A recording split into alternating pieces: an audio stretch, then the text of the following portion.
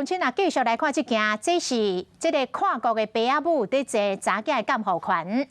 台中有一个空中小姐，8年外前，甲意大利一个好野人头家生一个查囝，两个人尾啊画册，开始来争这个查囝的监护权。台北地方法院是甲这个监护权判予爸爸，到伫今仔日爱强制来执行，予爸爸甲8岁查囝带转去意大利。但是查囝无想要转去，阁写批予总统蔡英文，请总统来斗3工，予伊会当留伫个妈妈的身躯边。本底是按早起的9点半，爸爸就要来带这个查囝，但是一直到当，这个爸爸拢无出现。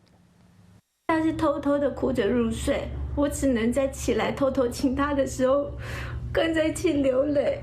空姐妈妈哪哭哪对意大利富商前男朋友发声，希望伊为着8岁查某囝卖遮尔着急，强制执行，甲囡仔带转去意大利。这5个多月以来，你每一次不肯接他的电话，他就每一次的伤心。这样子，他已经逐渐的失去对你的依赖跟信任。去意大利生活这件事情，他是充满了恐惧。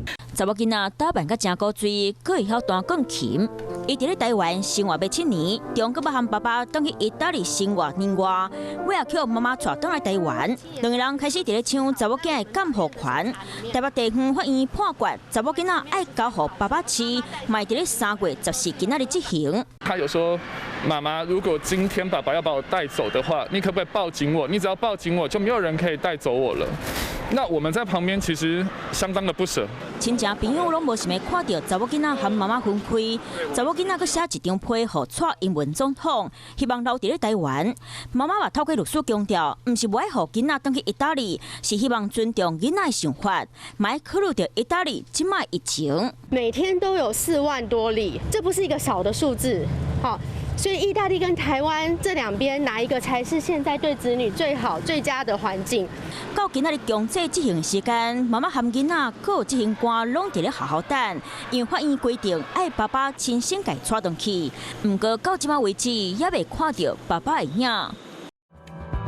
Hello， 我是叶明，想要看到更多更及时的新闻内容，请订阅华视新闻的 YouTube 频道，并且按赞、开启小铃铛。